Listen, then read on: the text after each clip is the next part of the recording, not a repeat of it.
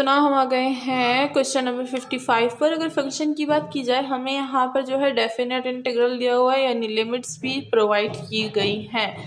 Limit है 0 से π/4। Function को देखा जाए तो फंक्शन है 1 + e⁻ tangent of theta with secant square of theta with d of theta. ये हो गया है हमारे पास हमारा फंक्शन। नाउ देखेंगे कि यहाँ पर सब्स्टिट्यूशन को हम लोग यूज़ किस तरह से करेंगे। तो अगर हमें फंक्शन के डेरिवेटिव्स याद है तो हम लोग इजीली से कर सकते हैं। तो अगर हमें फंक्शन के डेरिवेटिव्स पता होंगे तो हमें बहुत ही इजी होगा डेरिवेटिव्स में। तो अगर किसी को अभी तक नहीं आता तो वो याद कर लें, ठीक है, कि कौन से फंक्शन का क्या डेरिवेटिव होगा। तो चलिए यहाँ पर जो है हम लोग लेट कर देते हैं कि हमारे पास u जो है वो कौन सा फंक्शन है, वो है टेंजेंट का थीटा। सही है, बिकॉज अगर हम लोग टेंजेंट का जो है डेरिवेटिव लेंगे तो क्या होगा, सीकन स्क्वायर होगा। तो ये हो जाएगा d of u equal to secant theta square, और साथ में d ऑफ थीटा भी आएगा, ठीक है। और अगर हम लोग यहाँ पर जो है लिमिट्स को चेंज करें तो लिमिट्स को भी बहुत इजीली हम लोग चेंज कर सकते हैं। किस तरह से हम लोग लिमिट को चेंज करते हैं u में। तो चलिए, अगर हमारे पास जो है थीटा की वैल्यू 0 होगी तो क्या होगा, u हमारे पास क्या होगा, अगर थीटा की वैल्यू 0 होगी तो u जो है वो भी हमारे पास 0 ही होगा। टेंजेंट 0 हमें 0 देता है, तो ये लिमिट बिल्कुल वैसी ही रहेगी, ठीक है।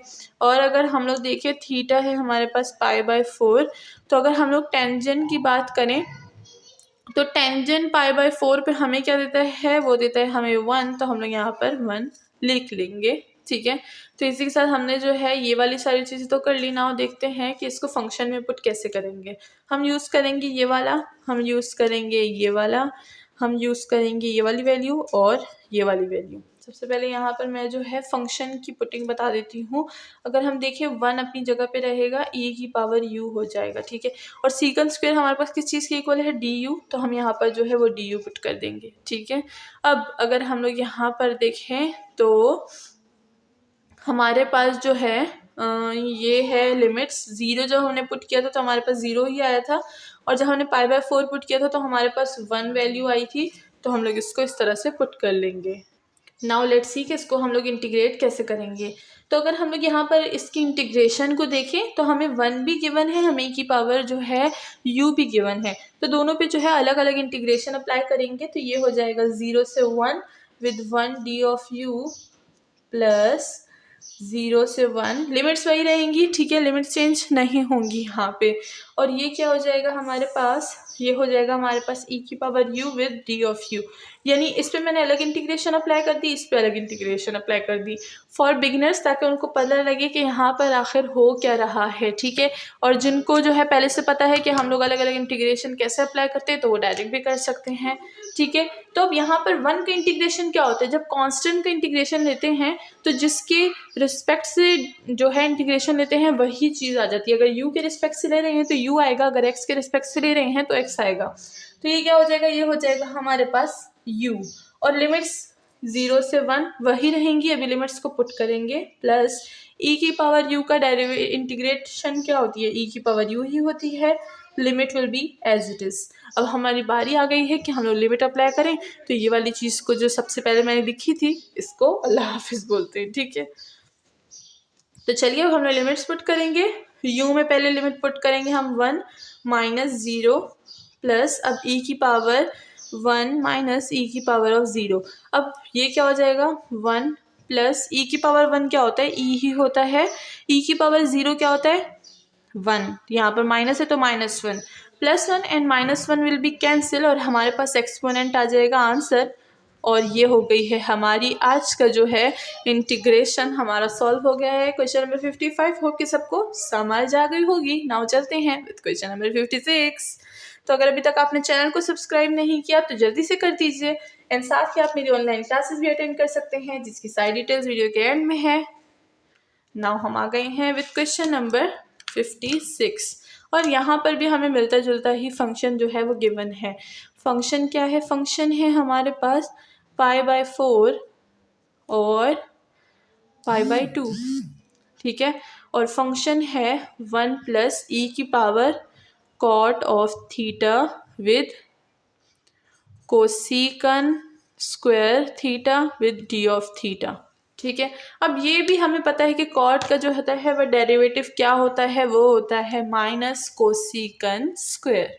ठीक है, तो चलिए अब देखते हैं कि हम यहाँ पर क्या क्या चीज़ें यूज़ कर सकते हैं। हम लोग यूज़ करेंगे, लेट करेंगे कि u जो है वो हमारे पास क्या है, वो है हमारे पास कॉट ऑफ थीटा। नाउ जब डी यू निकालेंगे तो हमें पता है कि कॉट का जो है डेरिवेटिव क्या होता है, माइनस कोसिकन स्क्वायर ऑफ थीटा। सही है, साथ में डी ऑफ थीटा भी यहाँ पर लिख दीजिए। अब माइनस की हमें इस होल फंक्शन में कहीं भी ज़रूरत नहीं है, सो उसको हम लोग डी यू के पास से आएंगे, हो जाएगा minus d of u equal to cosecant square theta d of theta. Now we will use this and this. अब ये तो हमने कर लिया, बट डेफिनेट इंटीग्रेशन है तो लिमिट्स भी साथ में हम लोग जो है वो चेंज करेंगे। तो चलिए इसमें पुट कीजिए कि जो हमारे पास थीटा है वो π/4 है। ठीक है, जब कॉट में हम लोग π/4 को पुट करते हैं तो वो हमें क्या वैल्यू देता है, वो हमें 1 वैल्यू देता है। ठीक है, और अगर थीटा को हम लोग π/2 पुट करें तो वो हमें क्या वैल्यू देता है, वो हमें 0 वैल्यू देता है। ठीक है, तो हमारे पास लिमिट आ गई है क्या, 1 से 0 तक। तो चलिए अब हम लोग इसमें पुट कर देते हैं इसको। ये हो जाएगा हमारे पास 1 से 0 1 प्लस ई की पावर, कॉट को हमने क्या लेट किया है, u, और अगर हम लोग कोसिकन स्क्वायर को देखें वो हमारे पास माइनस डी यू था, तो डी यू और माइनस को जो है वो मैं यहाँ पर बाहर निकाल दूंगी। ठीक है, तो माइनस को मैंने बाहर निकाल दिया है। ना लिमिट्स हमारे पास आ चुकी हैं, अब हमें क्या करना है, हमें डेरिवेटिव निकालना है। तो जैसे हमने प्रीवियस किया, अलग अलग इंटीग्रेशन अप्लाई करनी है। अच्छा, हमने अब इंटीग्रेशन निकालनी है, डेरिवेटिव नहीं। डेरिवेटिव भी हम लोग बार बार सॉल्व कर रहे हैं, इंटीग्रेशन भी है, तो कभी कभी जो है वो गलत हो जाता है दोनों में। तो चलिए आगे बढ़ते हैं। क्या है हमारे पास, हम लोग सबसे पहले 1 पे इंटीग्रेशन करेंगे, देन ई की पावर u पे इंटीग्रेशन करेंगे, और ये जो माइनस है हमारे पास, ये हमारे पास कॉमन रहेगा। ठीक है, तो ये हो जाएगा माइनस, अब 0 से 1 और ये 1 को डी यू से इंटीग्रेट करेंगे, प्लस 0 से 1, अच्छा ये 1 से 0 है, 1 से 0 1 से 0 ई की power u with d of u, और ब्रैकेट को मैं क्लोज कर दूंगी बिकॉज माइनस को मैंने बाहर लिया हुआ है। नाउ 1 का इंटीग्रेशन क्या होता है, पिछले में बता चुकी हूँ, वो होता है u पे पावर होगी 1 से 0 प्लस ई की पावर u का इंटीग्रेशन क्या होता है, ई की पावर u ही होता है, लिमिट्स वही रहेंगी। ठीक है, तो चलिए अब यहाँ पर तो मैंने जो है लिमिट्स लगा दी हैं, इसको आप ऐसे भी लिख सकते हैं या फिर इसको आप दोनों भी जो है इस पे लाइंस लगा सकते हैं। ठीक है, दोनों ही जो मेथड है वो प्रॉपर मेथड है। तो चलिए अब हम क्या करेंगे, लिमिट्स पुट करेंगे और आंसर जो है वो फाइंड करेंगे। माइनस तो कॉमन ही रहेगा, u में पहले 0 पुट करेंगे, 0 -1 प्लस ई की पावर 0 माइनस ई की पावर 1। ठीक है, ये हो गया हमारे पास। पहले इसको अंदर को सारा को सॉल्व करेंगे, फिर माइनस को जो है मल्टीप्लाई करेंगे। ये हो जाएगा -1 प्लस ई की पावर 0 क्या होता है, 1 माइनस ई की पावर 1। ठीक है, ई की पावर 1 ई होता है, तो प्लस इंटू माइनस हमारे पास ख़त्म हो गया, माइनस इंटू माइनस क्या हो जाएगा, प्लस हो जाएगा। तो ये हो जाएगा हमारे पास प्लस एक्सपोनेंट, और इसी के साथ हमारे पास हमारा आंसर आ चुका है फॉर द इंटीग्रेशन। होप कि सबको समझ आ गई होगी, बहुत ही ज़्यादा स्टेप बाय स्टेप मैंने समझाया है। नाउ चलते हैं क्वेश्चन नंबर 57 की तरफ।